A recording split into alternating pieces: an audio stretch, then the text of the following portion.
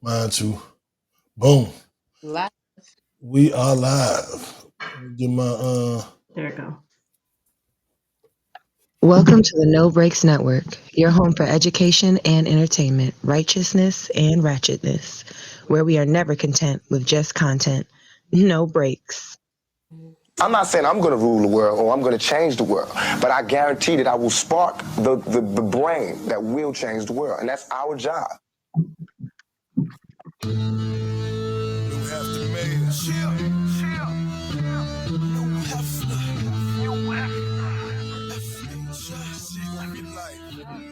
up, DMV?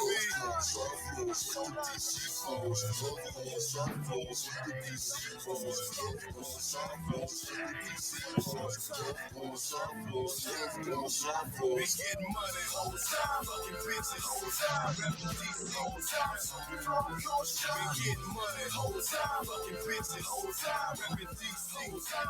Whole time, whole time, whole time, whole time, whole time, whole time, whole time. Mayor back, whole time, whole time. Kickback Guys. JB, what's the name of the Nigga, podcast? it's a pod named Kickback. A pod named Kickback. It's like a Tribe Called Quest. You say the whole thing. Welcome back to a pod named Kickback / Kickback Sports. I am your one of your hosts here. I'm No Breaks New, the righteous ratchet. If you throw it, I'll catch it. If you got it, I'll match it. Each and every week, we right back at it. I am the Black Savage, the Magneto of my people, aka Nuka Doncik. Yeah. I'm taking my talents to LA. Hang out with KD. All right, What the hell?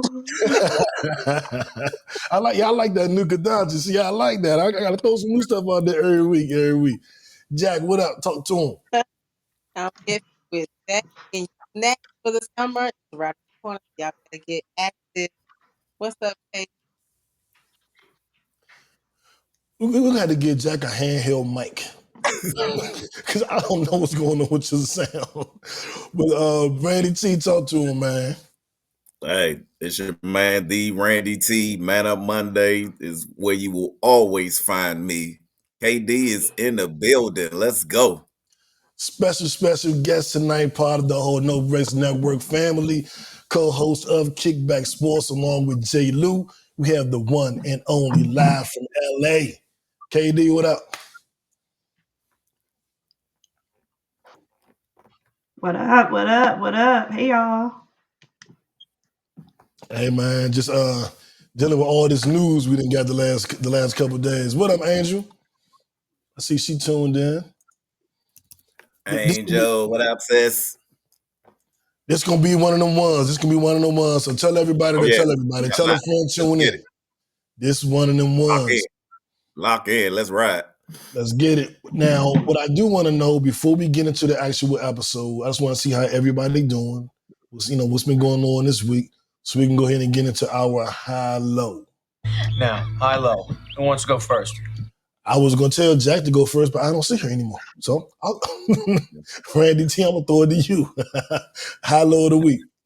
High-low of the week. Hey, I'm trying to keep everything positive. My low of the week was Friday. My truck put me down. The engine died on me on the way to a meeting, and hey, but he gave me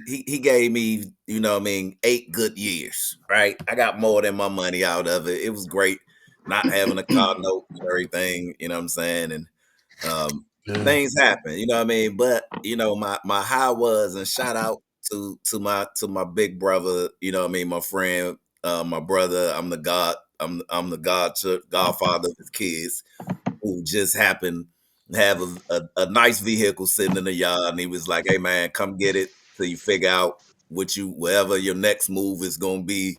You know what I mean? Like, you good. And it wasn't like, a jalopy or a bucket sitting in the yard. You know what I mean? It was an H3. And, so he's like, do what you do. Okay. So the high, so my low turned out to be a high that, you gotta, and this is gonna get into. I'm gonna get into it later. We've been talking about finding your tribe. You know what I mean? Yeah. When you find your tribe and you have tribe members, when lows happen, they give you a high to bounce back. That's a fact. You can't bounce back. You know what I'm saying? You're not here because you fell down. You're here because you got up. Right. You know, so I used to tell a girl all the time, I can't come back if I don't never leave. Let me go. I'll be back. I can't come back if I don't leave, baby. God damn. But let me see.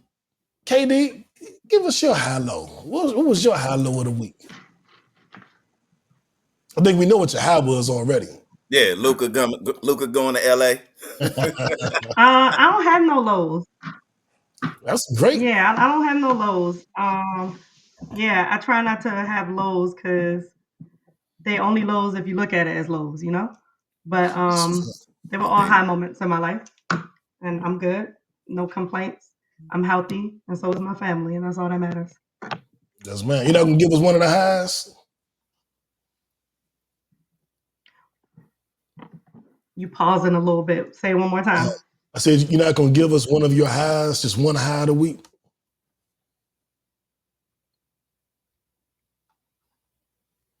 I know at least one high verse getting licensed. Can you say it again? I said a high. What was your high? Give us one high. Oh, well, I guess it's the biggest high of my life, right? So far, I became a doctor, so I finished my degree. So That's now I right. am That's Dr. right. KD. Yeah. Gotta give Long it. time coming. Yes, man. We gotta give a big round of applause for that one. Right. Yeah, man. My high and low of the week. My high.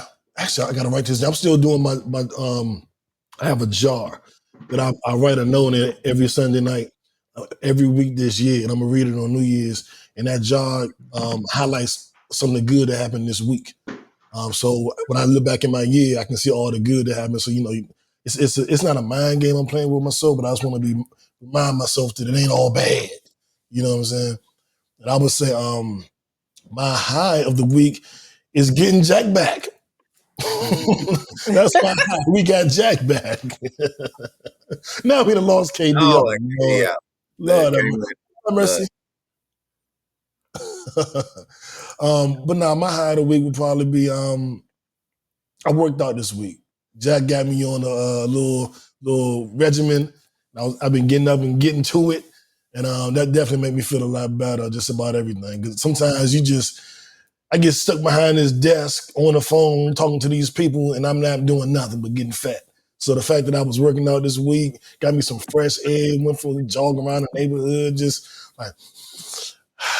felt good to just go move and do something. You know what I'm saying? And more people need to do that. The Uber Eats lady came here and was like, hey, I think I'm at your house. Is it a long driveway? Like, yeah. Do you want me to come up there? Yes. What you mean? What you think I'm gonna come down there to you? And then she didn't drive, she walked it. And I'm like watching her walk, like, why are you walking? And so she walked up, I said, why'd you walk? Because I can't drive. I mean, well, Dan, you got an interesting job. You got an interesting job. You can't walk, you can't drive, she's scared to drive to the driveway. But anyway, man, so that's my high a little bit. The highs I got on my ass, I'm gonna go like KD this week. No low for me. There's some areas of opportunity, but I'm already working on them. So we're not even no low. We're just gonna say it was all. That's what's up.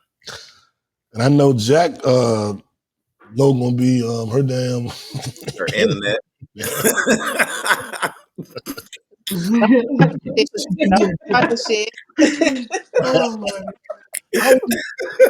don't understand. There she goes. Yeah, she back. Now, did you give us your hello, Jack? No. Okay, well, I isolate on you before you get kicked off again. Jack, give us your hello. What you got? My high is getting on here, hearing shit she talking right now. It's all good. That was J. Lou.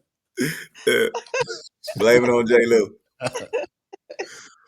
No, but I'm loving the weather. That's my high. I don't have a low, but I'm just loving the weather. Yeah, that was definitely a high. That's definitely a reason for a high. Well, let's get it started, y'all man. weather good there? It's still cold as a mug up here. Oh, nice. It's been nice. It's been this low 60s. It's gonna be mid 60s all this week. So Let's it's see. I'll be in GA Thursday. facts. We should have got Katie ass to come down here too, that we could have Hey, all did a show together. Yeah. Well, both of y'all birthdays coming up too. Oh yeah, I'm right behind. I think KD, you the 9th, KD? the 12th. The 12th. Oh well, I'm the 10th. She's the 12th. Okay. Man, Aquarius season. It's Aquarius season. Let's it is go. Aquarius season. Let's It go. is also The greatest. whoa, I don't know about that. Calm down. You heard what I said. Damn, please. Said no lies detected. I said what I said. Man, it's also Black History Month. And even though they were trying to cancel it, then 45, 47 came back around and said, we have to celebrate the contributions of Black people. Shut the fuck up. So this is what I decided. When I thought they was going to cancel it, I wanted to do a Black fact every week. It ain't got to be 80 minutes long. I just want to say one thing real quick about Black History Month. It has been my goal and my passion to switch Black History Month. June used to be Black Music Month. And I was like, why don't we just make June Black History Month? Just give us a summer month. I gotta be the short month of February, stinky Aquarius month. Give us a good month, you know what I'm saying? A good summer month so we can have a barbecue or something like that. And then the LGBTQ plus community stole June, so that's Pride Month. But my new suggestion is we make August Black History Month. And I'm going to sign a petition. This year we'll have 2 Black History Months. We'll do it in February because they said we couldn't, and then we'll do it in August because we want to. I feel like August, you're in school half of the month, most people, so you get some educational components out of it. It's not like it's a summer month totally.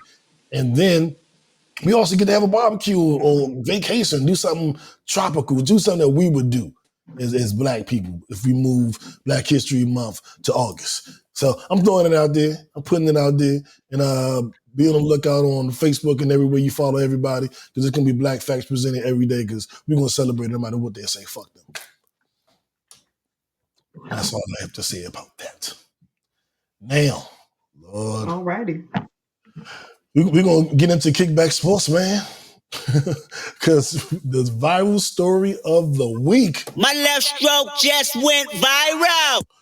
And speaking of Kendrick Lamar, shout out to Kendrick. He won 3 Grammys tonight for Not Like Us. So far, Grammys are on now. And Katie, you said Chris Brown won something too, right? Chris Brown won for the 11:11 Deluxe Album of the Year. So yes, he did. His second Grammy. So congrats to Chris Brown. Congrats to Kendrick Lamar. Yeah.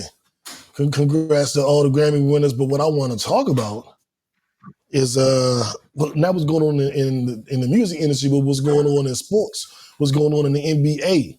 The viral story of the week came out last night, midnight our time, about 9 p.m. KD time, and had everybody like, what in the fuck? The Dallas Mavericks called up the Los Angeles Lakers and asked them, do you want Luka Doncic? They said, what do you want in return? They said, give us AD, a first-round pick, and some salary filler. And the Lakers was like, what? Hell yeah. You take this shit and you better take this and go. My initial reaction to the trade was like, why would anybody trade Nuka Doncic? Nuka Doncic. He's only 25. He's already one of the best players in the league. He's a top 3 player in my opinion. And to me, he's the only one that can break LeBron's records as far as points scored, the assists and the rebounds. He's on pace to do that, and he's only 25. AD is 31 going on 32. You don't typically trade old for young, and you don't typically trade adversely big for small. But so both teams did something a little unconventional. But what I like about the trade for the Lakers is it gives somebody for LeBron to pass the torch to for the next 10 13 years. It also gives LeBron what I think would be a complimentary player. They play very similar. However, since I've watched LeBron, he is a ball dominant player at times, but I've seen LeBron play with Kyrie, who's a ball dominant player. I've seen LeBron play with Russell Westbrook. I've seen LeBron play with ball dominant athletes. Dwayne Wade. Yeah, Dwayne Wade. So I don't think that's going to be a problem. What usually happens is the third option is the one that usually suffers, whether it's Chris Bosh or Kevin Love. But typically the top two dogs, which would be LeBron and Nuka, I think they're going to be just fine, man. I think they'll be just fine. And I'm going to take a step back on my stance with the Mavericks before I pass this over to KD. I thought the Mavericks made a terrible decision. I don't think that necessarily anymore. I understand that they are trying to capitalize on the Kyrie window. That Kyrie window is about 3, maybe 4 years where you're getting prime Kyrie. And you should still be getting pretty prime AD at that same point. And they may make another move or two. And that's going to be it for Clay. Clay ain't going to be around by another 3, 4 years.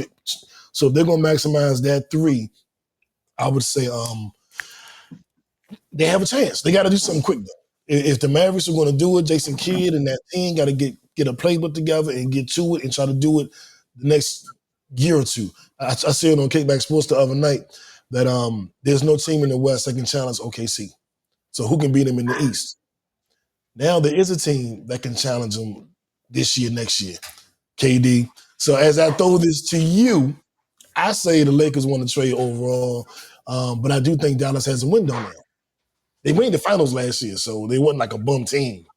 But I would never trade Luka for AD, ever. That's like trading KD. Wow. What? I ain't say nothing. Go ahead. Get in there, KD.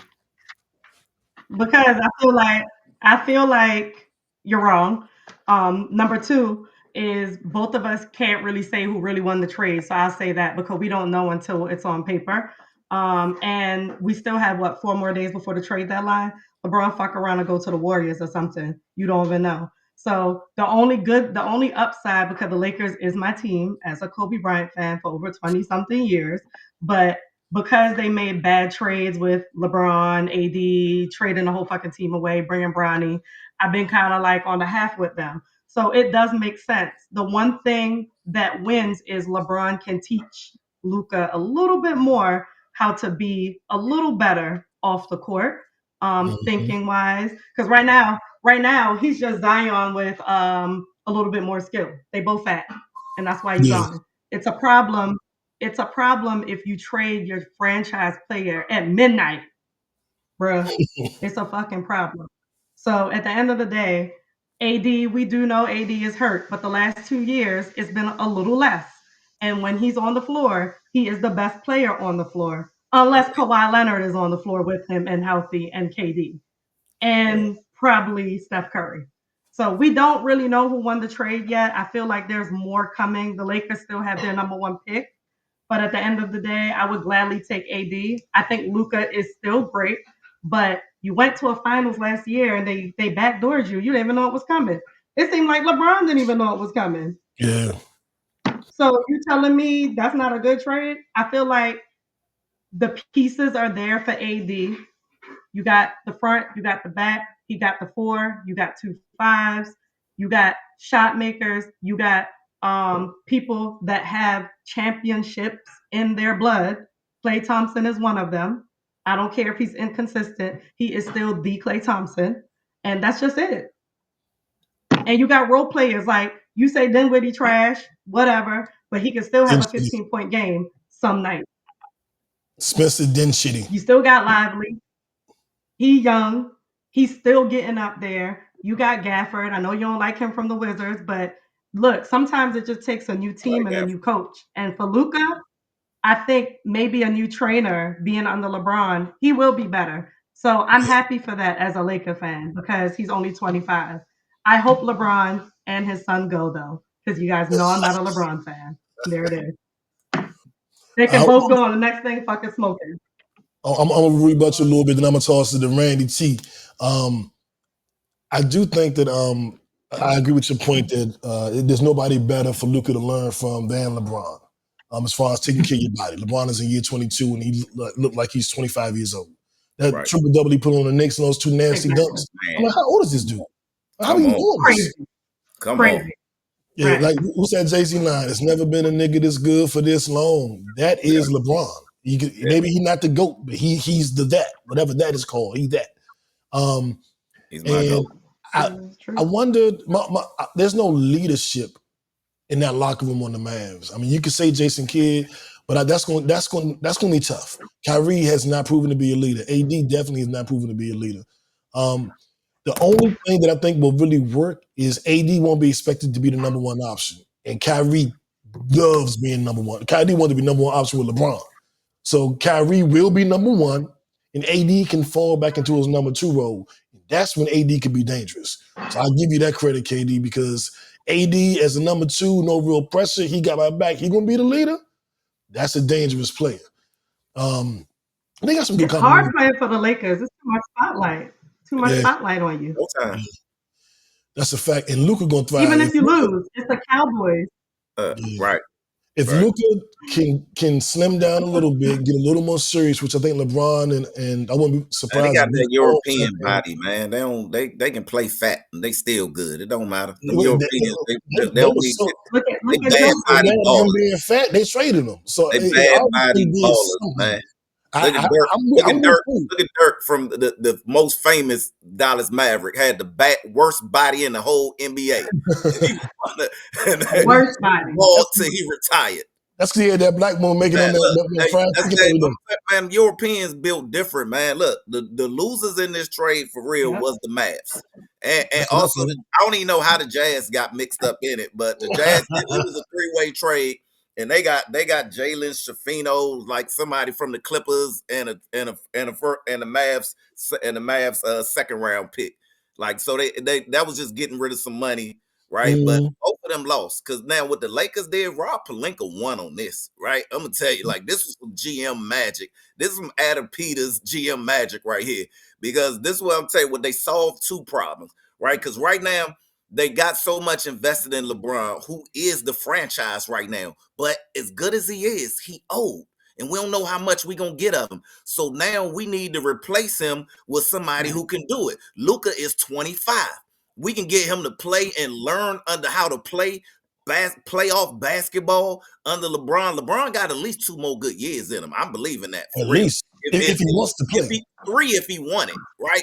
But two productive. 2 really, really productive. And then they got Markieff Morris, another good defensive dude who can hit 3-pointers too. Former Wizard. Yeah, right. From the original Wizard. So they got him too in the trade. And now the Lakers have solved their future problems. They still keep a first round pick. And now they don't have to worry about LeBron when he go off. Like, who are we going? They saw that Anthony Davis can't be the dude because he can't stay healthy. So he can't take over for LeBron. And when they brought him here, they was thinking that we could pass the torch and build around him. But you got to stay on the court to be built around, right? So you got to want to be number one. I don't know how healthy. He got the heart. No, and that too, right? But and after playing all these years under LeBron, I can't say AD has gotten any better than before he came to play with LeBron. He the same. He the same dude. If you ask me, I say he took a step back. Right. Maybe, but I think Luka. Now I'm gonna tell you what, Luka coming now. LeBron don't have the pressure of somebody who can score. Right now, LeBron got somebody that now this dude can come out and drop 50. You know what I'm saying, on any given night. You know what I mean? Now, 20 assists. Right. LeBron got to be point guard. 15, 16 rebounds. He's the white LeBron. Right. And now with that, you add another good defensive player, another good 3-point shooter to spread the ball around, right? And now we got what the Lakers have did, man, like they have put themselves in me. Now Luka coming there has made them a threat for the championship this year. And the Mavs lose because they take their stuff back. I'm gonna tell you why. I'm gonna tell you why. I'm telling you, man. Lakers win in the future. Dallas wins now. Let me tell y'all. Let me tell y'all how why. Dallas win now when they lost. Now with Kyrie, we've seen what Kyrie do. When Kyrie is the dude, Like when we left, when LeBron left him in Cleveland and he was the main dude, what they do? Squat. When he went to the Celtics and they made him the main dude, what did he do? Squat. He went to the Nets and they tried to make him the main dude. What did he do? Squat. Nothing. When Luka was So on the the bench, the same thing he did with they all don't the have teams. no defense. Hold on. Let me jump in here real quick. What I got about say no defense. I'm gonna tell y'all something. The Lakers are not done. The Lakers are not done. They've been talking to the Wizards all season about getting Jonas Valanciunas. They're gonna have. I'm gonna tell you why they're not. They still not done. The genius of Rob Pelinka move was not getting Luka because they called him and asked him if he wanted him. And Nico, who was the general manager in Dallas, he was a rep for Nike. He was the rep that brought Kobe over from Adidas. So him and Rob Pelinka have a 20-year relationship. They've been doing business together 20 years. So that was almost like a solid. Rob Pelinka did nothing great by getting Luka. He just said yes. His greatness will be determined by the center he puts on that Laker team, by the extra player he adds to that team going into the trade deadline on the 6th. They've been talking to the Wizards. They get Jonas Valanciunas and maybe Rashawn Holmes from us or another player, maybe Malcolm Brogdon. He pulls that off with that first-round pick. Give us that first and some trash you don't want, and we'll give you Malcolm Brogdon and Jonas Valanciunas. Now, that is a squad. The Lakers have won the trade because they're in position to make all hypotheticals. But that's all we got. The move they need to make is getting LeBron off the team, and that's what I feel like would be the best move. Now, I don't fully disagree with you. And I'm not saying it because I'm a hater. It just makes sense because I'm a proud hater, and I'm okay with just taking that stance. I don't care. But at the end of the day, I just feel like it is a win in the future. But Dallas went to the finals last year, and they choked. Having AD there still gives them something. When Luka was hurting on the bench, when Luka, AD, and Gafford, not AD, Luka, Kyrie, and Gafford was on the bench, them Dallas Mavericks was still fucking winning without their big three. Ain't no fucking way you can't tell me that's not an addition. Then if that's the case, they both won. You don't got no big, you don't got no defense. You look at you the second coming of the Warriors. You the Warriors right now. Both of them gonna be playing. Yeah. Nah. Look ahead that team in the Western Conference Finals 3 years ago, and in the finals last year. That's more than AD has done. That's more than Kyrie has done. People acting like Luka ain't Luka. Luka is Luka. Yeah. The last 3 years, nobody's been more successful as far as how deep your team goes than Luka in the whole NBA. 25. Nobody. 25. I'm happy for the future, but the playoffs last 3 years. I'm happy for the future, but Joker is still over in the West, and him and Russ look pretty good together. OKC is there, right? So at the end of the day, ain't nobody right now. I don't got nobody beating Boston yet. So does it even matter? OKC my favorite to win it all this year, just for the record. The change. Listen, SGA gonna win MVP, but can he win a title last year? Should have won it last year. I think so. He should have, but shoulda, woulda, coulda. Yeah, adding Hartenstein, give that team a whole different dynamic. A whole season with Alex Caruso is different. I'm going with OKC to win it all. But now, I will say, the Lakers, the Mavs, I don't know what happened to the Nuggets. They lost Kentavious Caldwell-Pope, and he took away their playbook and he left. I don't know what happened to that team. A lot of their X factors left. Yeah. I don't put no stock in them. I mean, you can't count them out. But when I watch how Minnesota manhandle them, and Minnesota another team to watch, see what they can do. If they move Julius Randle and get a better fit there, they'll be right back in the thick of things. I really had them winning it this year until they traded Dan Cat. I'm like, why'd you trade Cat? No, they wasn't going to win it this year. They still can't beat Boston. Nah. Period. And I hate Boston being a Lakers. She right. They still can't beat. They ain't not ready to beat. They're not gonna beat Boston. Not as presently constructed. The second best player on the team won MVP for the finals and for the other finals. The Eastern Conference. And Jason Tatum is still balling. Ain't no motherfucking way. You got Porzingis that's gonna be healthy. They got too many. They look like the Nuggets when the Nuggets won. They got so many X factors off of the bench. So until somebody show up, Eric White. Yeah, that's what I'm talking about. Like until somebody show up, ain't nobody beating them, and that's okay. I got OKC, but we shall see. I got OKC and Boston in the finals. The Lakers got to make some moves to get some defense, though. Like Because they Yeah, still They do. they only AD was the only real defensive player on the team, in my opinion. that's a And fact. y'all got rid of the only dude on the team that played defense. That's a fact. They better call Dwight Howard up, see if he done with his boyfriend, come out and play. Well, That play defense. That's what they better do. Because They better call No, Dwight. nobody want him filling butts on the side on the bench. Vanderbilt still hurt for like 2 Yeah. years, right? Jack, get in here, man. I know we're not talking about the Atlanta Hawks, but do you have any opinion on any of the sports goings on? I don't know if that's gonna work. I can say with the just point. Love Georgia. You know, ain't gonna lie. She's just smiling and just looking so pretty, and we can't hear a fucking word she's saying. I'm gonna translate for y'all. She said New White and KD and Randy was wrong. This is just for y'all that couldn't hear her. Hey, but here's a fact from Vegas. Now the Lakers odds to win the championship. Jumped. Now it jumped from 18 to 1600 and to now it's 850 plus from just by Luka joining it. So Vegas believes, right? Mm-hmm. I'm just saying, Vegas believes that they got What Dallas they got odds the go chance. to? How far did Dallas odds drop? Oh, let me see. Theirs dropped by half. See? Told you. Yeah. Went from 25 to 4,000 immediately I after don't the care. plus. You know what? You know what Dallas's hopes are? You gotta look at both of their injuries because they both be injured. So let's see how the next couple months be with them. Because it depends who's healthy. And that's who's gonna win the battle. That's why I can't say that the Lakers lost and you can't say that Dallas lost. Hey, I don't but give a we fuck watched. about Vegas. Remember in the finals, we watched Luka play through injuries. AD back hurt, whatever. Like that We did. Bama is not playing. One time he broke a fingernail out 3 Luka weeks. jumped it out, being hurt. Listen, That's all I'm saying. I know AD soft. Like butter. What I'm like banking warm on butter. is he don't get hurt. And if he don't get hurt, he the best player out there. Man, he No, he's not. If he don't Giannis get is hurt, better. he the best player Giannis out better. there. Embiid better. Luka better. Joker better. LeBron better. I don't have. I'm talking about for Western That Conference. kid in the Western San Conference. Antonio to me is better. Giannis Wemby.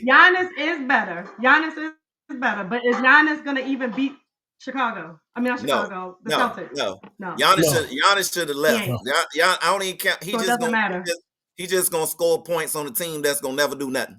I'm gonna give y'all some insider information And right here. Wemby is better. Let me ISO give y'all some inside information. So the Dallas Mavericks called one Until he got team beat by Tim Duncan. before they called the Lakers. The Dallas Mavericks called one team with that same offer. Do you want Luka for your big guy, your power forward? That team said no. They called Milwaukee. They called Milwaukee. Then they called the Lakers. So Dallas does have a plan. We need a 6'10", 6'11" power forward that can play some good defense. Who's out there? Giannis and AD are the two best at that. Right. You went at Giannis, they said no, they wouldn't get AD. I would have definitely took Giannis over AD. Oh, hell yeah. Hell yeah. But that was just a little insider information. You gotta take what you can offer. Exactly. That was a new bomb.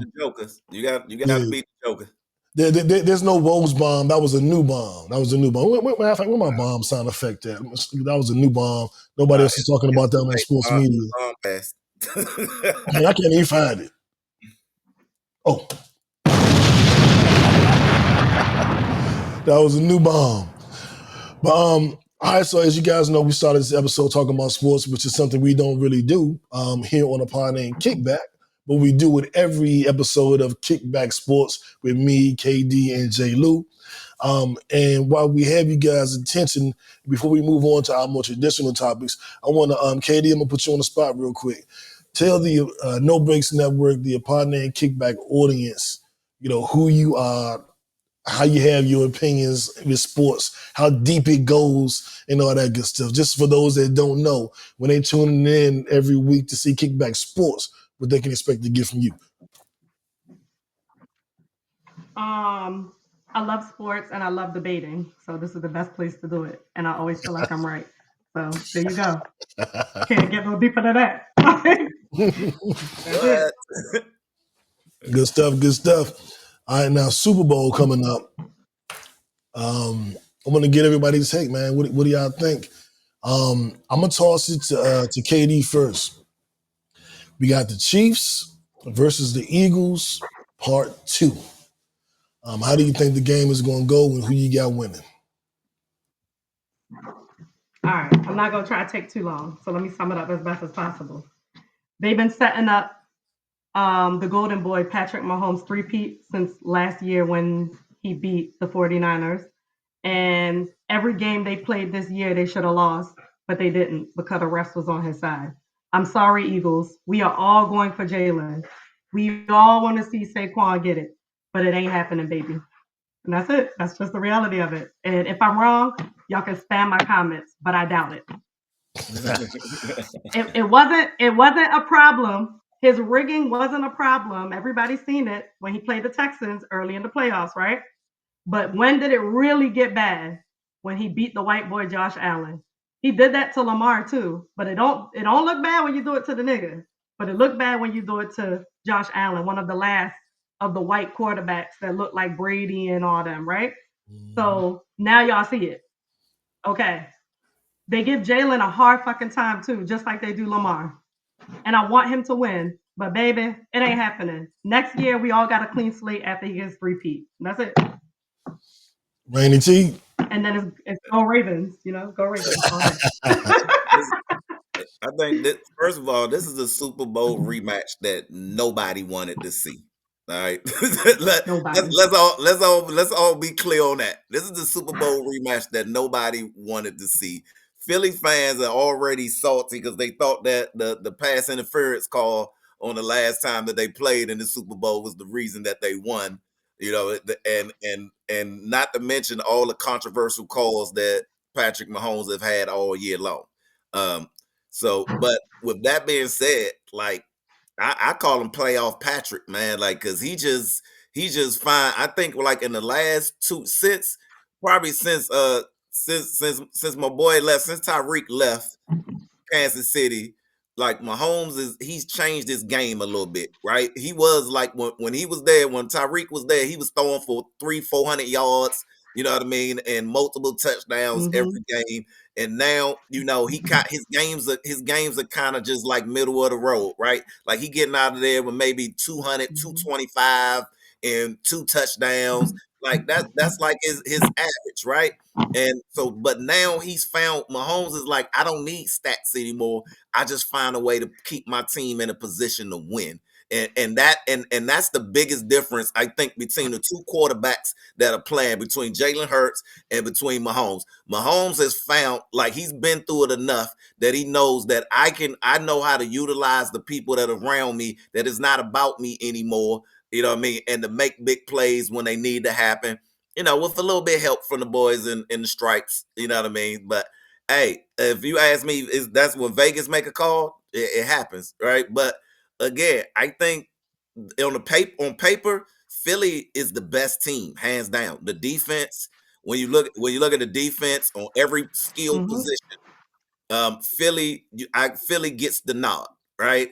But when it comes to game time, none of that matter, right? Is what we do on the field, and I think my commander showed, that it don't matter what it looked like on paper, right? You know what I mean? You get They showed us how to lose by 50 points. Hey, man, look. If you get 28 points on 4 turnovers, you can't help it. But he still made it to the NFC Championship before Dak did. But back to the Super Bowl. Right? back to the Super Bowl. Why Dak getting the That's a shot. Where your gunfire? Where your gunfire? We don't have those. Sorry, we don't have guns. Sorry. That's fine. But hey, this is an NFL love stories. So I think the best story that the NFL is gonna have is Patrick Mahomes getting a three-peat. And I'm not mad. I want to see a brother do something that we hadn't seen. We've only seen typically, Caucasian quarterbacks have done in the past. So for him, for a man of color to be able to make it on the cusp of making an achievement that no other man of color playing this sport has done. And I'm No other in the man, NFC, period. and I don't like the Eagles, the Sheagles anyway. So you know where I'm at. Yeah, so I jump in there. I have been calling for the three-peat. Every time I've gone against Patrick Mahomes, he has laughed at me and then won and then talked about me behind my back. So I'm not in a position to go against Patrick Mahomes anymore. I am a believer. I've watched him throw for 500 yards and 5 touchdowns and win. I've watched him run for 80 yards and throw for 1 touchdown and win. I've watched him throw for 200 very pedestrian dinking and dunking plays and had the running back score the touchdown and win. I've watched him have a kicker win 17 to 12.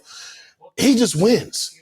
Like, what's old boy, DJ Khaled? All I do is win, win, win, no matter what. I've seen the refs go against him. I've seen the refs pick up flags that he was good.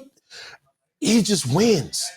And I don't see any team beating him except maybe the Eagles. Y'all know my MVP That ain't was happening. Saquon Barkley. I thought he was the best player in the NFL this year. If he can dominate, like I told you he would do against the Commanders, and keep your offense off the field, then when you come on, you're trying to get it going, trying to get it going, trying to get it going. If he can get them in a similar situation, the Eagles have a chance. But if you're asking me to put my money on it, Pat Mahomes all day. So I just think they took him to overtime last Super Bowl without Saquon. Mm-hmm.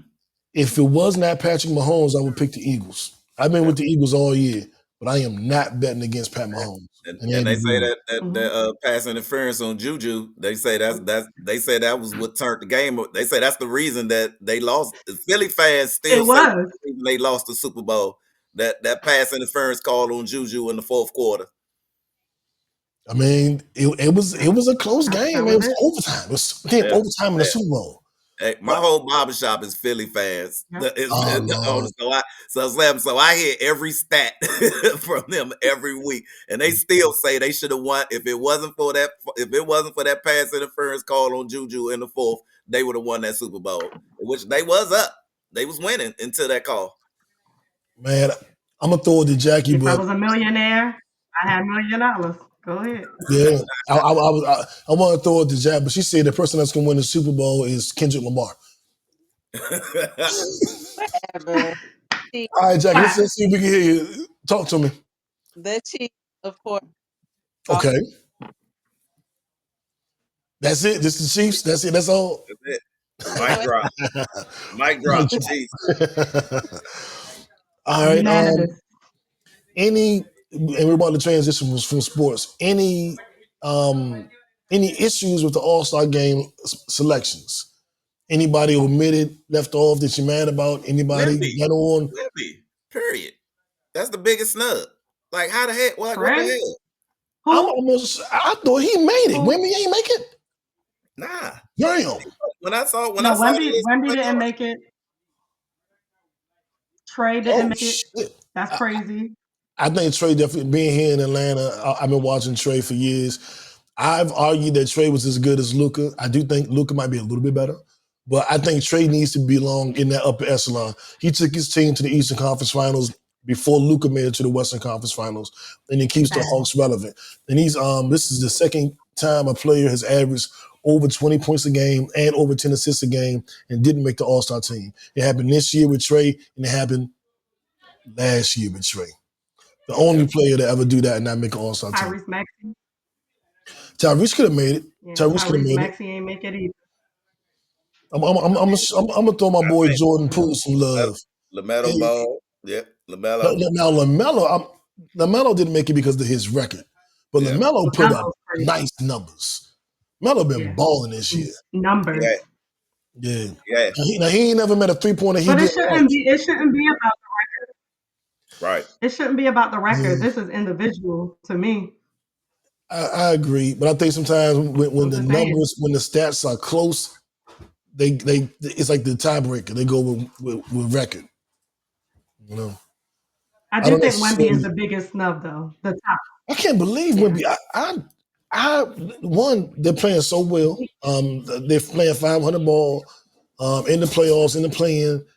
I thought Wemby made it. Y'all messed my head up just now. I thought he was an all-star. They just made him a reserve.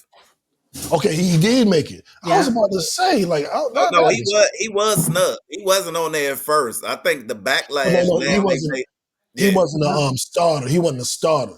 Right. They just announced the reserves because I was about to go off on that one. Yeah. So I would say the biggest. Kyrie is definitely a snub. I don't know about Kyrie. Who you gonna take off? I think Sabonis. We've got Sabonis too. You could have still made him a reserve. Sabonis been balling. Yeah, he been balling for a couple of years out in Sacramento. I think he should have been on there. He another snub to me. Yeah, I wanted Sabonis to come to the Wizards. They snubbed him twice. Yeah. He's still. I think he don't get recognition a lot. Like if you don't really watch the NBA like that, he ain't a name, right? Yeah. He one of them dudes that like if you ain't watching the Clippers, like you don't really know like this dude. He boss. Yeah, I fuck with Sabonis. No, that's crazy. Didn't he have like double-doubles all last year and they still snubbed him? I don't think you even got to watch the game. He's leading the league in double-doubles this year. Yeah. And now this year, that's probably the second biggest snub other than Wemby. I ain't gonna lie. Yeah. Well, Wemby did it. So Wemby made it part of him in strength. Yeah, he was that man, and I think that was just the backlash of him not being a starter. I think they just scrambled and added him afterwards, right? Because he shouldn't be a reserve. Wemby should be starting. He should be a starter. Right. So who they got starting ahead of him? Jokic and AD? That head-to-head game with him and when they played Milwaukee. Him and Giannis going over. But I think the starters are Jokic and KD. I think it's KD. Would you start Wemby over KD? I'm not. KD, one of my faves. Sorry. That's what I'm saying. So it wasn't a snub. Would you start him over Jokic?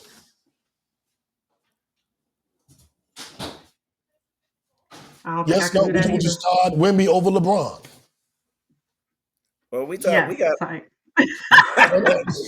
Well, we know you would. That's the only positions that's left. You can't start him at two guard. You can't start him at point guard.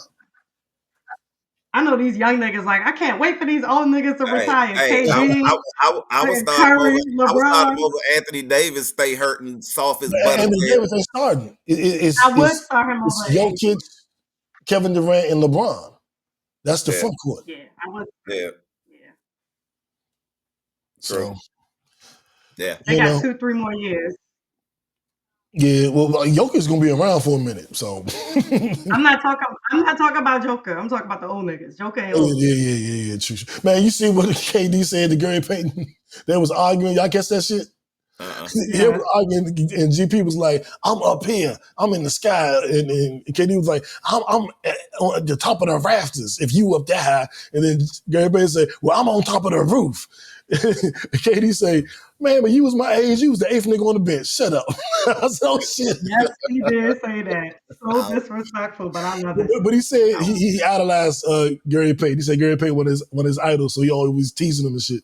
But when he said that, and the ESPN caught the whole argument, the whole joning, and I was like, "Oh shit, that's crazy." But but KD about to be up out of there. Him and LeBron, they getting up there, man. Only a couple more years. They old niggas. Yeah. All right, as we close out, the problem though, they brought in another young dude. They got a good 25-year-old that they can build around. But like the Lakers always do, 25-year-old in the league. They chase Showtime over good solid players every time. That's what the Lakers. That's their name. They gonna do it again. Luka is Showtime. His name is Luka Magic. That's what the Lakers go after, Showtime players. They would pick a Showtime player over a solid player every time, hands down. But they picked the solid player that is Showtime because Shaq was the truth. He was Showtime, but he was good. Magic, good. Kobe, good. They don't pick only flash in the pan dudes. They pick the best player that's flashy. Yeah. I wanted to add to that, and I took it down in my notes.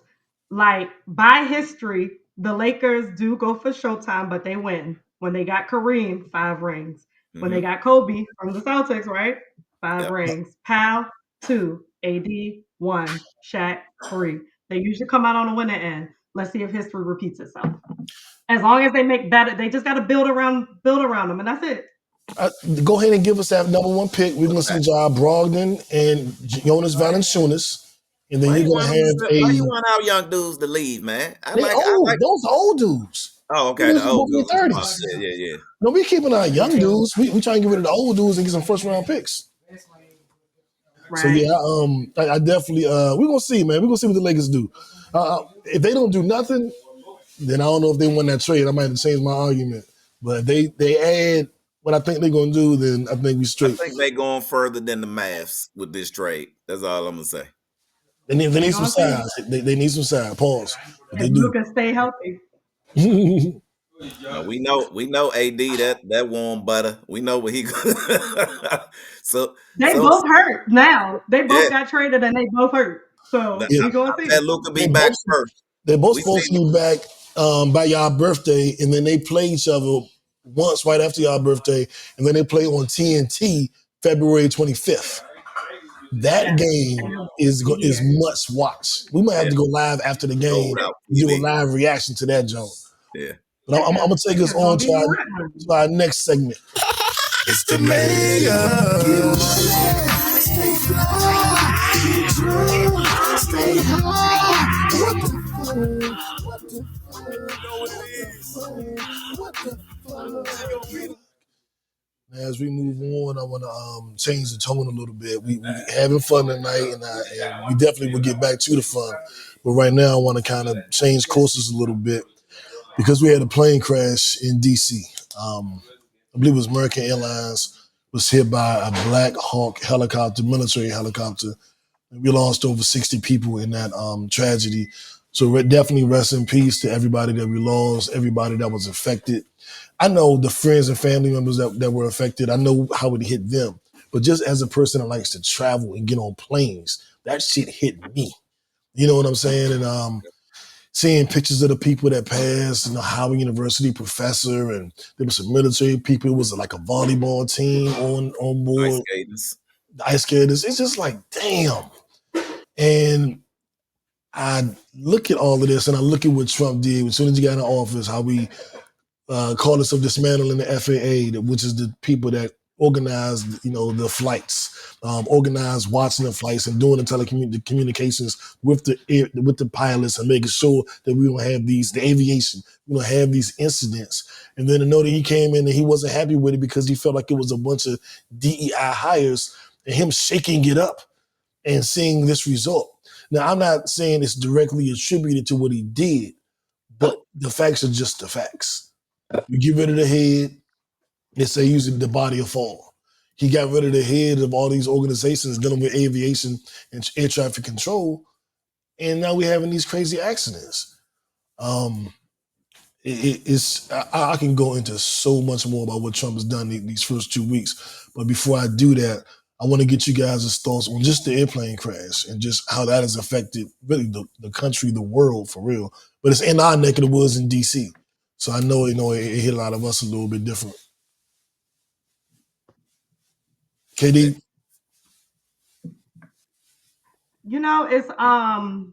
It was very sad and very devastating. I actually had the pleasure to be on the flight attendant's flight before, the white guy, the black girl, and everything recently.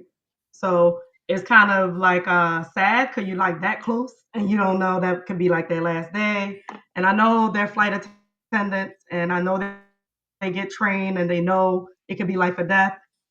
But I feel like something went wrong and it could have been like avoided. So that's my take on it. yeah, Jack. Let's see if we can hear you. It's so many questions I have around it. So many drop. I and as he talked um, with whatever crash happened, Jack I said she sent her condolences to the family. Randy T. Yeah, I echo that. We give to the whole families that were affected by this. Our condolences and our thoughts and prayers are with you and everybody who was affected. All about the airline and everybody who had families. I and in Maryland, it was a tragedy all around. Like KD, I believe it was an avoidable one when you look at all the situations and all the circumstances. With somebody wasn't at the clock at the tower at the time, that the communication, and we don't know how much this transition has affected it or not. So I can't speak to that, but I do think that it was definitely an unavoidable tragedy. I do want to give a special, shout out to the Maryland responders, first responders. They were some of the first ones that were in the water. I had the pleasure of meeting some of them yesterday. I participated in the Polar Bear Challenge out at Sandy Point yesterday, and I had the chance to talk with them and the governor, who expressed it as well, that we here in the DMV, even though it was a tragedy, we were some of the first responders, the first people that was in the water and doing the most, and have raised like over millions of dollars to go out to the family. With money can never replace the people that we've lost, but it can help give them some comfort in this terrible time. You know what I mean? To give them some comfort to be able to get through this. And I'm about to get on the plane this week, so it's real scary. You know what I mean? Thinking about it, Same. we hadn't had a commercial airline like this crash. I think it's 2009 since the last time something like this had happened. But I think when we think about the biggest thing of this is we can point fingers wherever, but it comes down to it, man. Love your family and forget about all the pettiness that sometimes we go through with each other, and be bigger than that. Because sometimes you never know when that might be the last time that you talk to that person, see that person, be with that person. That we can't let the pettiness that even with the incoming administration is helping to I'll say a lot of propaganda that's coming out that's perpetuating more of that as a nation as a whole. But we got to take times like these to remind us that we accomplish more when we stand together than when we stand apart. Absolutely. Mhm. And I want to get into what this incoming administration has done over the last week and what they're trying to do and what they've been doing. Um, just really quickly, I'm gonna run through some things, and I'm gonna let everybody just kind of chime in on what you want to speak to, because it's been a lot. And so we rest in peace everybody that was affected by the plane crash, and rest in peace to them and positive energy to people that were affected. But Project 2025, we talked about that. We talked about Trump championing that, and how we said no, I'm not, and how we see everything he's doing is actually Project 2025 shit. It's like, dog, they are playing a game. They're trying to end DEI, the Diversity, Equity, Inclusion Program. Um, we talked about it a little bit last week. We talked about how it was needed. If we lived in a country where there wasn't racism, or there wasn't the notion of this group isn't as good as that group, we wouldn't even need that shit. But because we do exist in a country that does foster that mentality and does a little bit more of it now, we do need it. It is definitely needed. And I want to dispel the notion that racism it can be reverse racism. The black people, racism is a system of power that denies a group of people their inalienable rights. Black people don't have the power to be racist. We can't deny anybody anything. We can't go, I'm not hiring any white people here. We don't have that power. So racism and white supremacy are systems of power that deny people their inalienable rights. We can be prejudiced because we prejudge it based on our own understanding of history. But we can't be racist. Now, what's going on with the highways in LA? I'm sorry, I didn't mean to cut you, but the 101 is shut down. That's one of the major highways going into Hollywood, downtown, the Valley, and it's about 1 million people outside. They shut down the highways, so all the exits got people there Wow. because it's an ICE protest, and they ain't moving. And Oh, you already know how LA do protests. They started that shit, so there you go. Wow. and during the Grammys. During the Wow. Grammys. During the Grammys.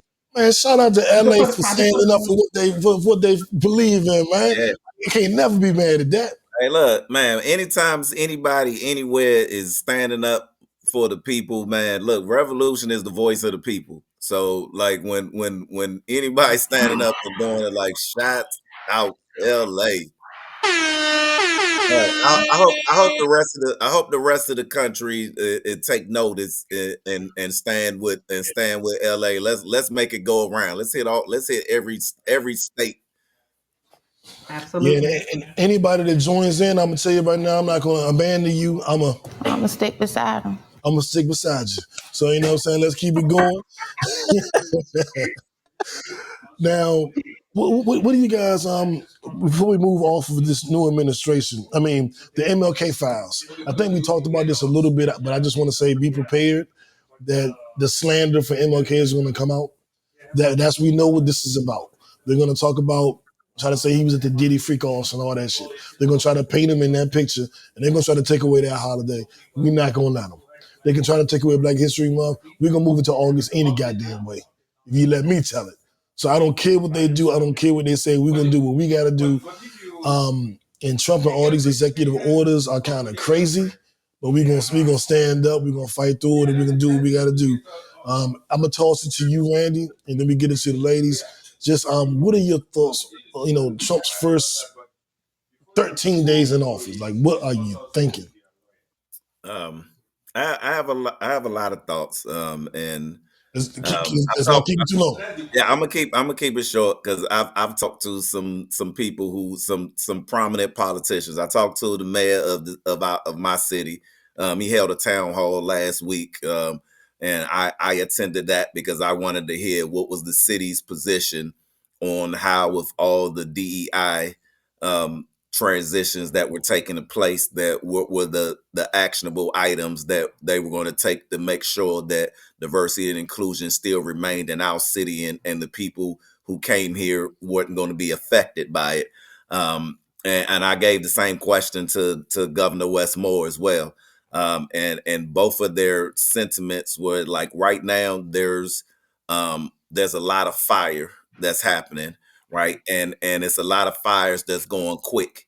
And now they don't want to be reactionary, because he said a lot of things that's happening, the courts are going to take care of them themselves without a lot of cities or states having to even intervene, because the executive orders are already bypassing the democratic system that has been put in place for the representatives that have been voted to operate in the House and the Senate. So it was like and so right now it's like it's a lot of smoke and fire. And before that, and once they have the courts make the positions on these, then cities and states will start taking their positions on what is necessary. Because right now that you really don't know what to attack, because you don't know what's going to stick. He's throwing a lot of crap on the wall, right? But we don't know how much of that is going to stick and how much is going to fall. So and he was like, we just watching and we stand ready, and the places and the things that are set in place are still in place. And until the courts say it, until the courts have their final say on it, and then we'll see who starts standing up and what's being done. It's like right now, like don't panic, you know what I mean, and think of and thinking about what's happening, because we just don't know. He is pushing his agenda just like he said he would. He's always played to his base, and he's the very best at doing it. And you know, that's one of the reasons that his base stands behind him. And so with that being said, we just gotta wait and see what sticks, and then stand ready to attack and combat what does. Very well said. I appreciate you out there talking to the governors and the mayors, man. We need more of that. All my brothers and sisters listening to this, you have a governor, unless you're in D.C., or you have at least a mayor and councilman. You might want to talk to them. Yeah. You might want to ask some questions. It's your right. It is your right. And you never know who you meet that way. I remember, I can't even think of his name. What's the shop brother that became mayor maybe about 5-6 years ago in D.C., maybe a decade ago? Tall dude. I can't even think of his name. Before Bowser? Before Bowser, I think. Man, Bowser been there so long. I don't remember who came up.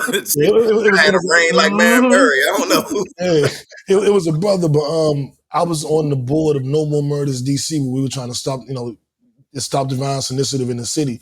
And he was a councilman that was coming to the meetings. And then when I got to Atlanta, he became the damn mayor. And I was like, you never know who you meet. You never know how that's going to go. Now, he didn't stay mayor long, but, he did become mayor eventually. Jack, I'm going to try to throw it to you one more time because you have the best lighting of the whole podcast. Jack's lighting is better than everybody's lighting, but we can't hear her. So we're going to try one more time, Jack. Tell us through your illumination what you think about this craziness going on. I drink black tea. Sipping tea.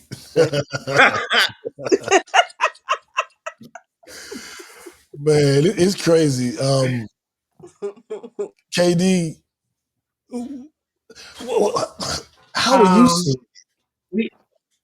We the 92%, right? So as Black women, right? So we sipping tea, but it is scary. I can't laugh at the struggles of other races. I'm just not built that way.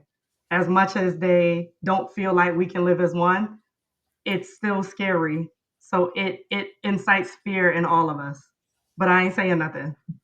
It's just a learning for all of us, and we just got to go through it. Got to go through it, and we will go through it, and we will get through it, and that's a fact. The one thing that we know is rough, we know it's kind of difficult, we know it's kind of crazy, but the other thing we know is we gonna get through it. Like, indeed, we've been through worse. We've been through worse. I saw a meme that was like, if you were born in the 70s, you lived in like 6 decades, 2 millennia, 2 different centuries. You done saw this and that and this war and the COVID-19 pandemic and all this shit. And half of y'all ain't even 50 yet. I was like, God damn. That's a fact. What Mob D say? We've been through it all. We've seen it all. You know what I'm saying? But we'll be all right, for sure. And those that aren't all right, it's probably was being dumb. So dumb. You are really dumb. For real. Moving right along, DJ Academics. I'm not a fan of this dude, but he does have some hip hop insight at times. He was on Twitch with other Twitchers, I guess. He goes on to I guess he's trying to make a joke. And the joke he was trying to make was about 2 Twitch people to be closer. One was an adult, one was a 15-year-old boy. And he's like, y'all should be working together side by side. Or if y'all are in the same room and he gets inside your body, then y'all be even closer. So you should let him get inside you.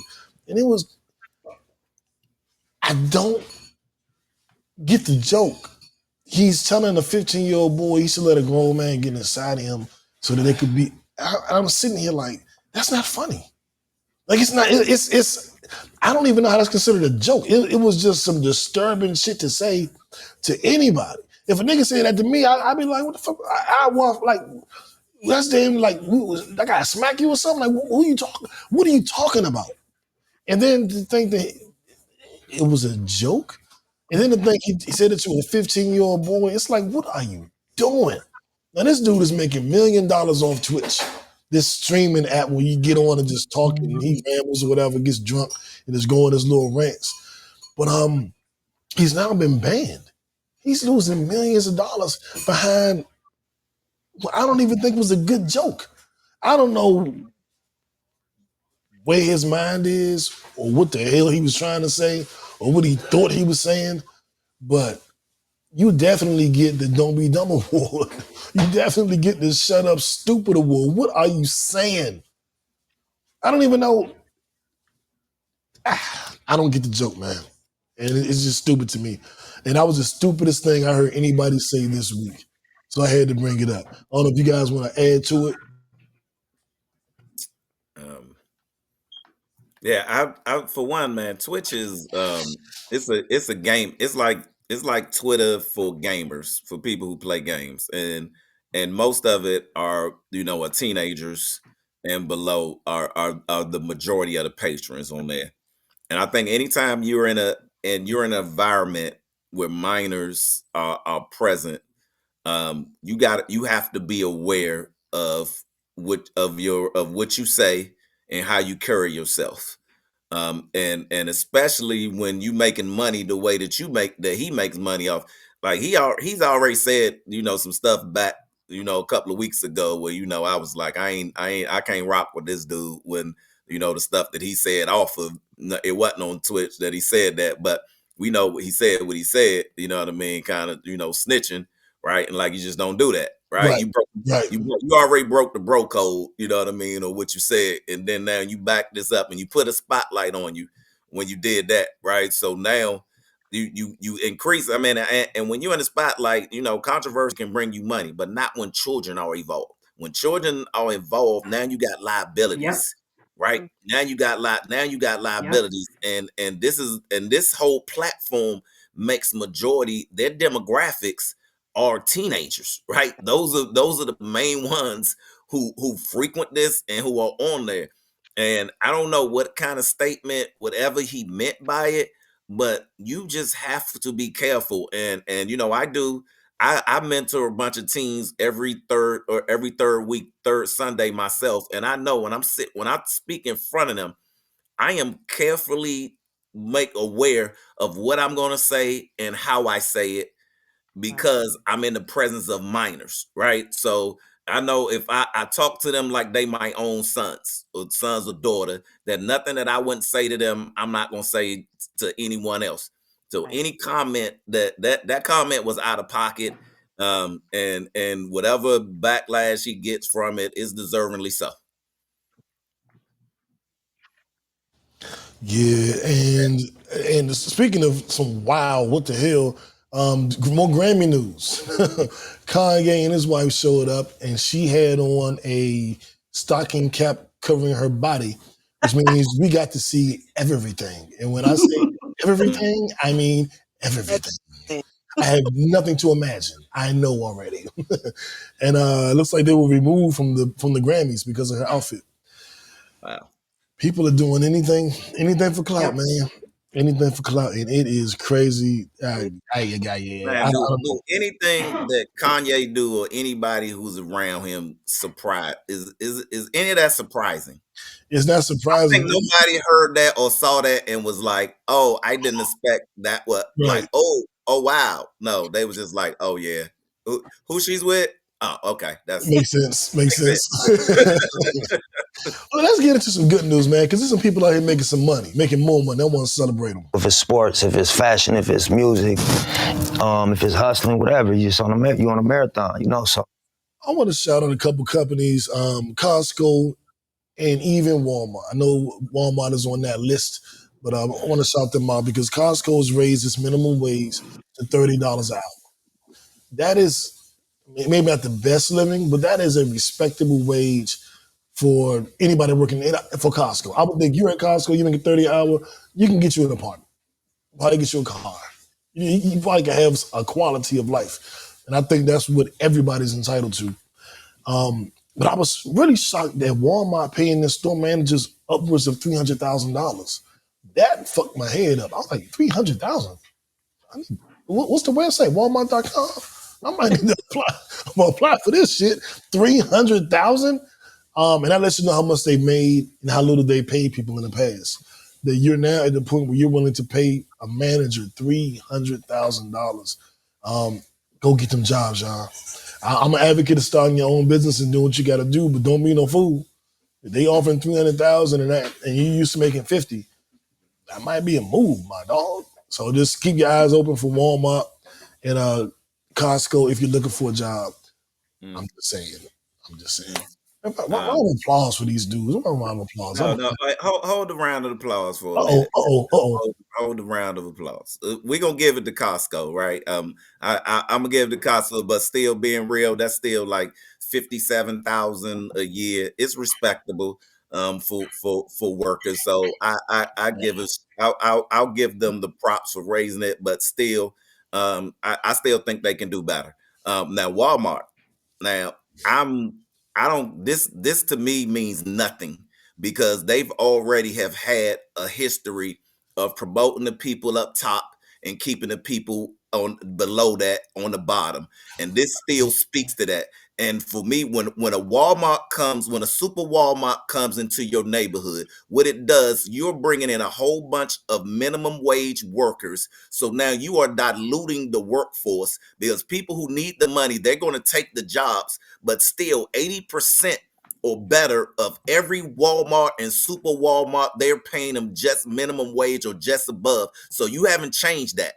So I don't give you any props for this move, because this move is something that you have done already in the history. So you just did it again, just a little bit higher, and be like, hey, we're doing something. No, this is what you've been doing, is promoting those up top and keeping the wealth gap between those who up top and those who on the bottom. Like when you start do something like Costco did something for their regular workers, right? This wasn't just for management. That's why I give them props. Yeah, that's the minimum wage. That's right. the minimum wage. Exactly. So I give them the prop. They made that the floor, right? So this was like the floor is 57 coming in the door, right? So and Walmart workers would say they ain't getting that. They're not getting that. They put this up to this is for management, which Walmart has already done. But Walmart repeatedly, to me, they destroyed when they come into a city and you put a super Walmart somewhere. Now you are lowering the standard of living for many people who need to make a wage and they don't have no other choice, right? To come here and buy Walmart goods and work at Walmart. And you keep other jobs from coming to pay people more, because like, hey, just go to work at Walmart. So I'm not a fan of Wally's World, and I ain't giving them no props for this. You just it's smoke and mirrors that you throwing out there for one and the same. Shout out to Costco, Walmart, do better. Boom. Well, I'm glad you jumped in there, because I was like, oh, this is nice. How nice of them. You guys. Not at all, man. You know, I've been against Wally World, and I'm gonna stay on them until they do better. The whole Walters family, all y'all billionaires that's on the top, man, start spreading the wealth down to the people who on the front lines, the blue jackets who hitting the floors, right? The ones with the blue aprons who walking around. So I can stop going in there. I come in Walmart, we got 20 lanes and 2 people at the register, right? While y'all paying while all the management sitting in the office, who y'all just gave raises that we don't never see unless it's a problem, and unless it's a problem and they get one of them to come to customer service. I ain't never seen a manager there. Nah, Walmart, you get an F for this. Question for you guys: the specific Target boycott. Have you guys been reading up on it, and what do you think about it? I have it in my hand here. Why Target?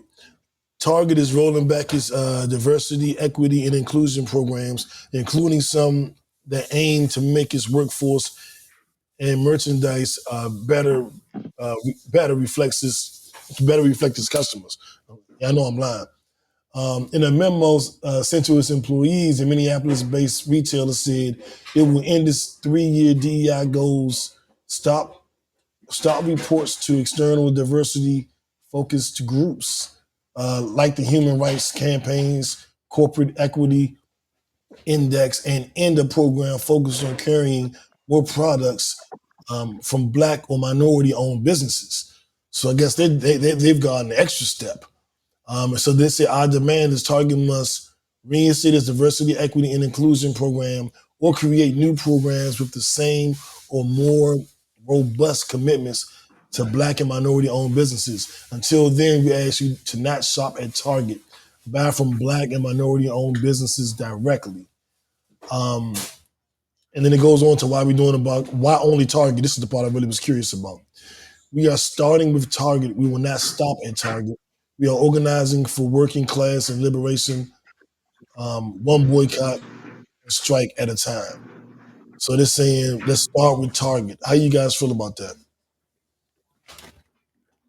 Because I never shopped at Target, so okay. I never shopped at Target anyway, so it's not bad for me. It's gonna get bad when it gets to Amazon. That's all I gotta say. No, bro, I just got I got an Amazon package coming almost every day. How are we supposed to stop Amazon? So Target is not a big thing for me. Walmart is the cheapest groceries here in LA. So that is a problem. But yeah. Jack, let's see if we can figure out what you're saying. I don't sorry. You don't shop at Target? Oh, you're all bougie. Oh, excuse me. Do you shop at Target? No. Well, I've shopped at Target. I'm not. I mean, I'm not I do shop at Target. I like Target's a store that I frequent. But every time we start these boycotts and stuff, man, I'm like, this we got to do something that's sustainable. And I don't know how effective it is when we pick certain stores that we say we want to boycott, because Target employs a lot of people who look like us.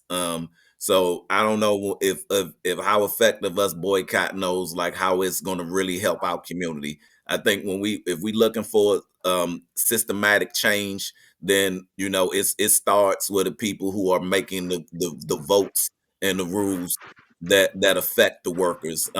Attacking the workforce. Again, I don't know, and I'm never a proponent of it, because if you don't get a wave of at least 20 to 30 states doing it, like it's not, if it's just so like just LA out there, like now LA out there, boy, doing their thing. But if it just stop at LA, then it's just a news story, and every news story 3 cycles. You give it 3 cycles and we're gonna forget it happened. All right. So and that's what happened. I've been all a time I've tried to support, blackouts here and blackouts there, and let's boycott this and boycott that. But we don't get those civil rights type of movements or energy behind these moves, right? We get the pockets here and pockets there. Again, so you think when you come up with these boycotts, how sustainable are they and how effective are they for bringing change? And I just think I just don't think they are. I think if we really want systematic change, we got to attack the people who are making who are taking DEI out of the place, right? And that's not the workers, the workforce, the people at Target, like who work there, like they need that money, right? And we stop shopping there, we putting families, it's families who surviving off of those Target paychecks. So the powers that be, they don't give a crap. They be like, hey, y'all robbing your own neighborhoods, right? So now you taking money. So that's the way I see it on. I'm like, man, we got to do something more effective than that. Yeah, I remember when they first put it out there that Walmart wasn't paying years ago. Yeah. And the thing And they was like, still ain't paying. shop at Target. Right. They shop at Target, don't go to Walmart. So then I was shopping at Target, not Walmart. Even though Walmart had the ranch wings, I really like the wings they had. We couldn't go. So and then now it's like, don't go to Target, go to Walmart. And I'm like, okay, so I can get my ranch wings again. Okay, cool. That's a good thing. And like Katie said, if you take away Amazon, and I'm not even a fan of Jeff Bezos. I like him more than Elon Musk, but they all in cahoots to me now. They all part of the millionaire boys, the millionaire boys club. So I don't like none of them. We just gonna make a black mark. Let's open up a black mark. It's us four right here. We just start a black mark, and we just support ourselves. Because God damn, Man, I did want to get until we get the Jim Crow out of our systems, man, a black market with the people still go right past us to Walmart. Yeah. We see our own family. We see our own family in there sneaking out of Walmart. Be like, it was cheaper. It don't work. It don't work because we can't unite. And so it doesn't matter if we boycott or not. And that's just basically what it is. Yeah, they might. Well, whenever there's like quote unquote oppression, whenever there's a group that rises up or does something new to oppress a group of people, there is a honeymoon period where that people get tighter. Oh, they doing what? Oh, and if we can just sustain it, make it past that honeymoon, because we're in that moment right now. Everybody was up in arms about Black History Month. That's why only reason Trump made that comment. Oh, let's calm niggas down real quick. Give them a little bone. They're getting too rowdy. They keep making podcasts and shit. let's shut them up. Okay, y'all, Black History Month, I can have it. Damn, it's crazy. So if we could just find a way to sustain it, which hopefully we will, haven't so far, but we'll work on it.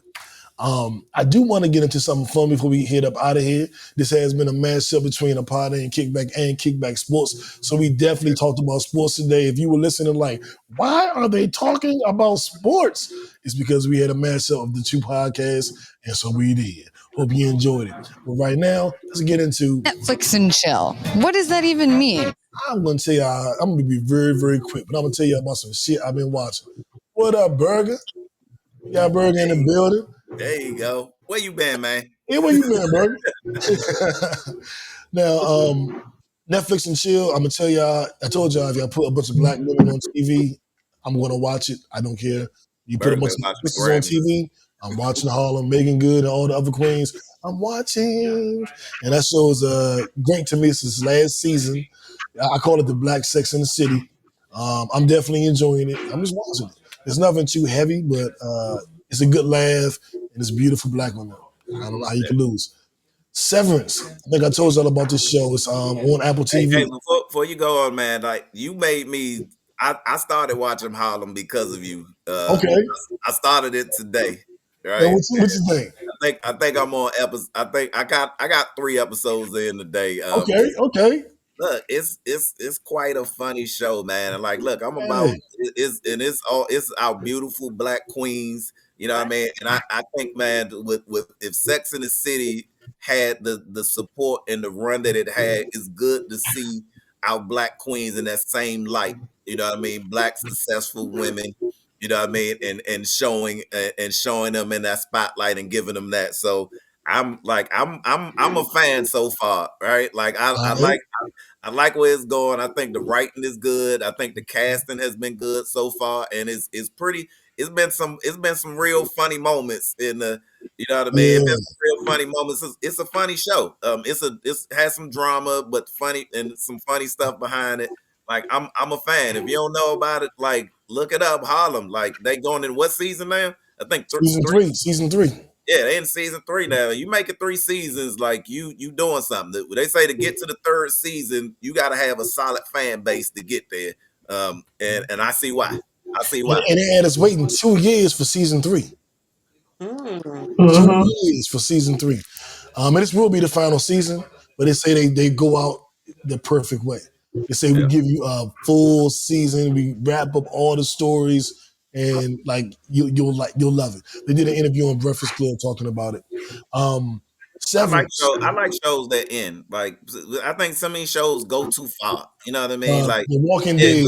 I gave it after season 57. Leave me wanting more. Go off into the sunshine where I still be like, man, I wish you. So it is somebody, and we can come back maybe in 5 years and give me one more season. You know what I mean? We'll see. 3 seasons to me, I think that's a good stopping point for a good show. Yeah, I ain't mad at that at all. I do want a 4th season, so I guess I'm a little bit mad, but I ain't mad though. I'm gonna say the only thing I was mad about though, because the first couple, the only sex that was happening in there, it was girl on girl action for like the first 3 episodes. I'm like, we gonna get any heterosexual energy in this joint? I ain't mad at it, right? But I'm just saying, it's gonna be there. Everybody get loose. Everybody get loose. Balance? Can we get a balance of the heterosexual energy up in this joint? Season 3, Megan Good. And I don't know, y'all might not know, but I love Megan. I don't want to body shame. How do I say this? I prefer her a little thicker. I mean, I'll say it that way. So I'm not as in love as I would have been. No, actually, I'm still as in love because she's beautiful, whatever size she is. But I like her a little thicker. And but she get busy this season. Season 3, she I said, okay. All right, no spoilers. No spoilers. Move on. Tell us about Severance. Severance. We want to hear what KD watching out there in LA. Exactly. Just real quick. Paradise. I'm loving Paradise. Loving Paradise. Paradise? What's that on? Paradise is great. Paradise is on Max. You can't really tell them because you're kind of giving it away a little bit. But it's perfect timing for the world that we're living in right now. Because now we're thinking like, do we need a bunker? Yeah. It's Sterling K. Brown from This Is Us, brilliant black actor, is the lead. And everything unravels as the show progresses. So I love it so much so far. I don't want to tell you nothing except watch it That's it. and let it unfurl because they give you piece by piece. You're like, oh shit, oh shit, oh shit, oh shit. and when a show can surprise me, that's the key. When you can make me go like, wait, hold up, dog. Ain't no fucking way. And it has me doing that every episode. So Katie nailed it. That's my number one pick of the week. Paradise. I think it's only 3 episodes. I've seen all 3, and Yeah. damn, All right, damn good. Add it to the list. Paradise. Night Agent is back, season It 2. I finished it, but I fell asleep on the last episodes. I don't know how it ended. So I got to rewatch the last episode, but it grabbed me that much that I just watched the shit all the way through. Yeah, I did.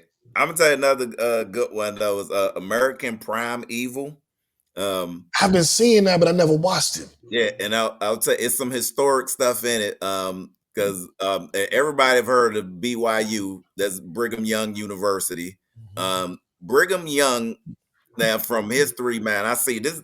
I don't even know why they got a school named after this man. This man was a lunatic, and he was out there in the Oregon Trail. You know what I mean? Out there and killing people in the name of Mormons. Breaking news. I'm so sorry. Yeah. But De'Aaron Fox is being traded to the Spurs. Who? De'Aaron Fox? De'Aaron Fox. I called it with J. Lewis. I called it. I said De'Aaron Fox is going to the Spurs. Zach LaVine goes to the Kings. I'm so sorry, Randy, but I just wanted to tell you that. Oh no. Okay. Zach LaVine to the Kings. But so who will be their point guard? Mm-hmm. And who the Bulls get? Who get? The Bulls. Oh, nobody so far. I don't see nothing on that. Because if Zach LaVine left the Bulls to go to the Kings, they get somebody. Or maybe they get a pick. They got to get somebody. Yeah, but it ain't. girl. Yo, De'Aaron Fox, Stephon Castle, and Wemby. I knew he was out of there. That's a legit 3. I called it. I called me and Jay. They didn't say anybody. If they kept Stephon Castle, me and Jay Luke was talking about this shit the other night. Oh, actually on Kickback Sports last Wednesday. And I was like, dog, De'Aaron Fox is going to the Spurs. He didn't want him to go there. LeBron might go to Golden State, that's what Berger said. Somebody said LeBron going to Golden State. That's what I think. I don't think it happens this year. I think LeBron goes to Golden State next year, maybe. Next year? Yeah, next year. I can see that. Either next year trade deadline or next year when he's a free agent, I think he signs with Golden State. Because you got to keep in mind, he got Bronny over there. And the Lakers are extremely loyal. We saw how they were with Magic, how they were with Kobe. Yeah. They want to be the same way with LeBron. Yeah, Lakers don't trade their stars. Yeah. Yeah, it's a love fest. But they will also love LeBron enough to go, hey, man, we're going to start over with Luka. You want to get to Golden State? And the best way for him to do it is he's going to keep next year's contract. He's going to opt in next year, in my opinion, and then go to Golden State. Well, shit, you're getting old, LeBron. He might opt out at the end of this season and go over there and have Golden State trade a second-round pick for Bronny. He's going away without Bronny. I think LeBron will retire before he go to another team. He was considering going last year. He want to play with Steph. Him and Steph want to play. They want to play together. I think he goes there and then he retires. Yeah. At first, I didn't want to see it, but I think it would actually be good just because our people, our core are getting old. The people we grew up watching, so it's kind of bittersweet. Yeah. So I don't think it would be terrible because they're not in their primes. You know what I'm saying? Yeah. I don't think it would be bad for the sport. That's what I'm saying. So all I see is LeBron driving into the lane, kicking it out of Steph for the 3. Jeez Louise. That would be crazy. Fox went to the Spurs, though. That's huge. I called that last week. Wow. I was the first one to call that. See, they're gonna start giving me I didn't think the my Spurs. credit on the sports shit. I see he going to the Spurs. They gonna start that's why we get Kickback Sports, because I'm gonna start giving me my credit. God damn it. Let me find that clip last week and go ahead and post it. But I saw a movie the other day that I would have never watched, but I was flipping through the movies on Netflix, and if you leave it on a movie too long, it'll play the trailer. You know what I'm talking about? And it just started playing. And I was like, ooh, this is good. I'm watching this shit. And it was Scream 6. I ain't seen Scream since like Scream 3. Right, me too. I like they still making them. I didn't know either. Right. 6 was so good. I went back and watched 5 to get to know the characters. 5 wasn't that good. 5 was okay. 6 was like a top 2 Scream movie all time. Like they said, we gonna kill it.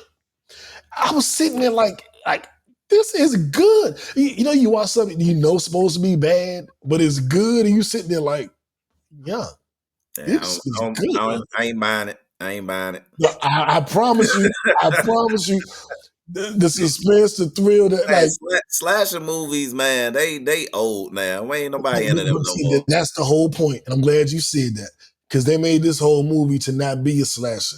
You know how they do the rules of the horror movie. Right, the slasher, So when you get to a franchise and it's episode 6, you can't be a slasher movie anymore. You have to be I forgot what they called it, but it means it's more intellectual. So you got to be that kind of movie now, and that means anybody could be a suspect, and that means this. You know how they're always breaking down the rules, but they follow the rules of the new horror film where it's more intellectual based. And it was good, man.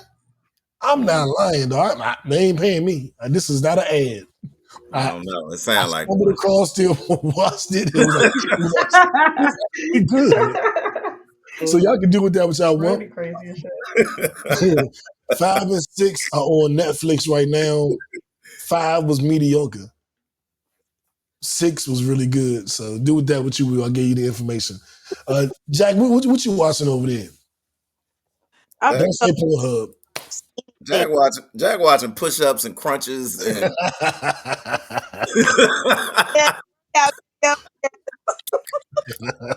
good mornings and plank jacks, all of that. So guilty, yes. Jump squats.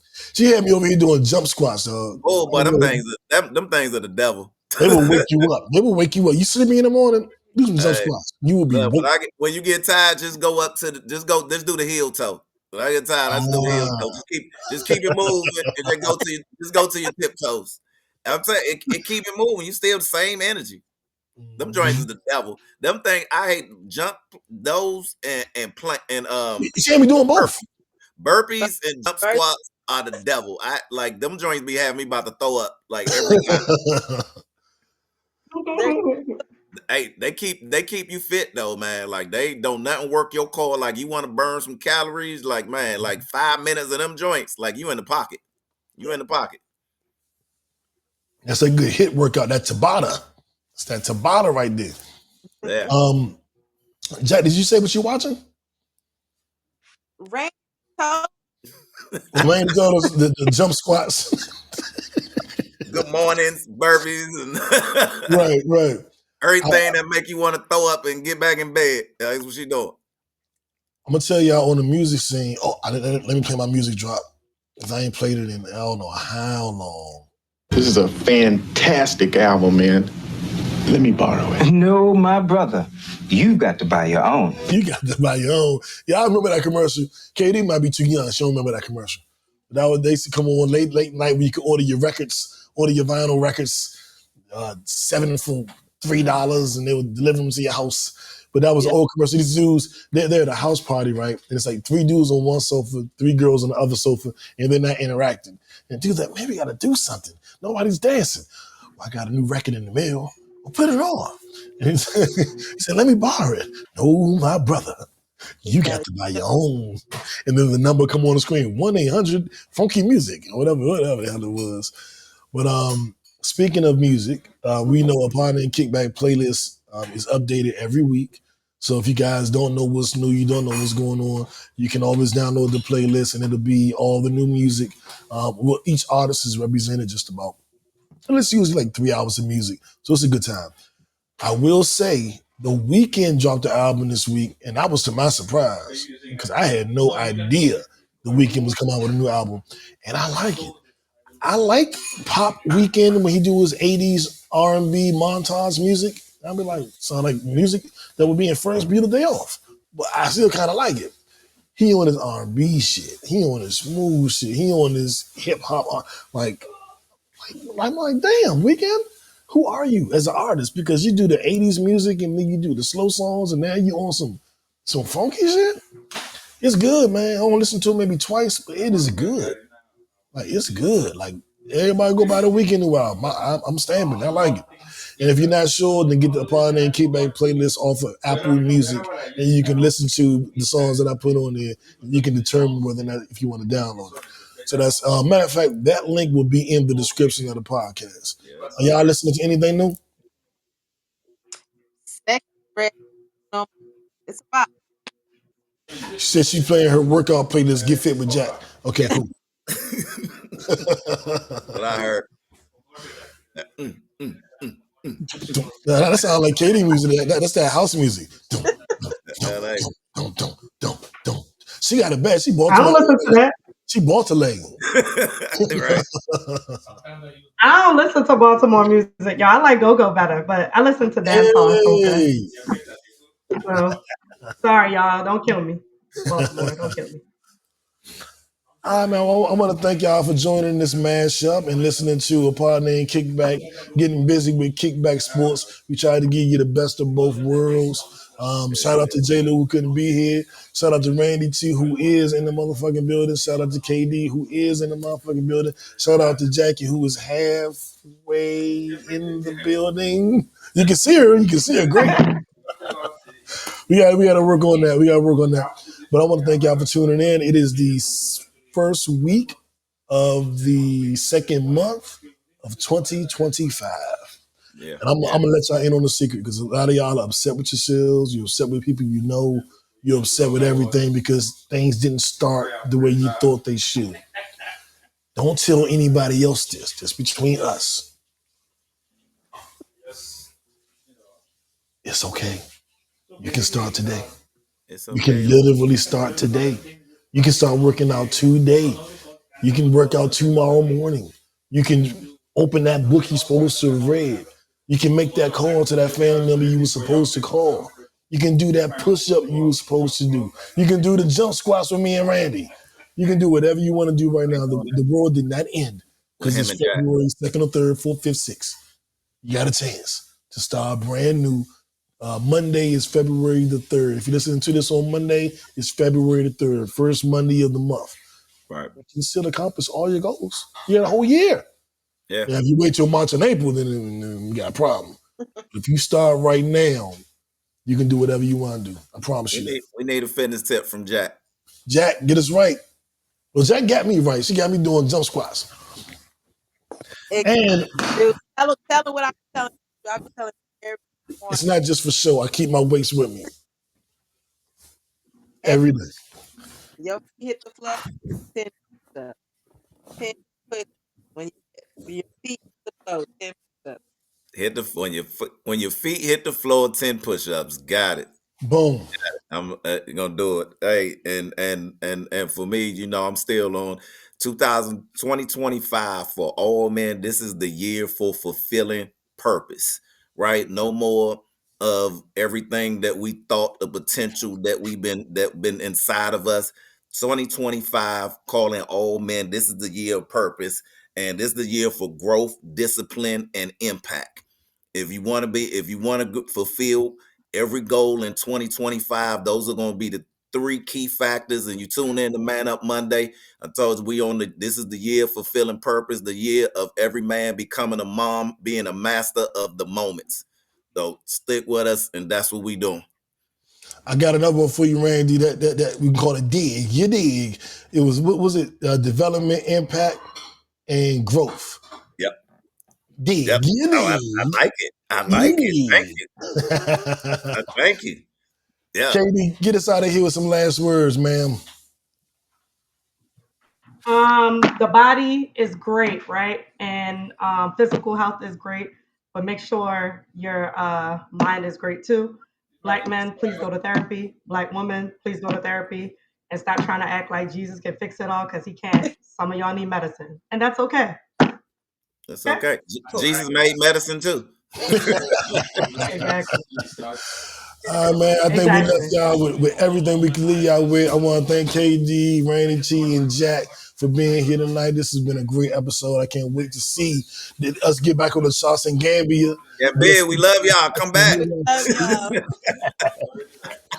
Matter of fact, I'm gonna shout out a couple of the countries that we charting in because I don't want them to get mad and leave us. So I want to shout out, of course, Sri Lanka with number 18 right now, Kenya with number 22, Costa Rica with number 62, all the entertainment news, Ecuador with number 77, and Morocco with number 141. And we appreciate y'all. Keep tuning in. United States, get it together. I know the country went through some stuff the last 2 weeks. There was a lot going on. Yeah, there's a lot going on. We still need y'all to tune in. Right. And in the great tradition of playing that all-American game, I'm going to say draw 4, draw 2, draw 2, skip you, reverse you, draw 2, uno.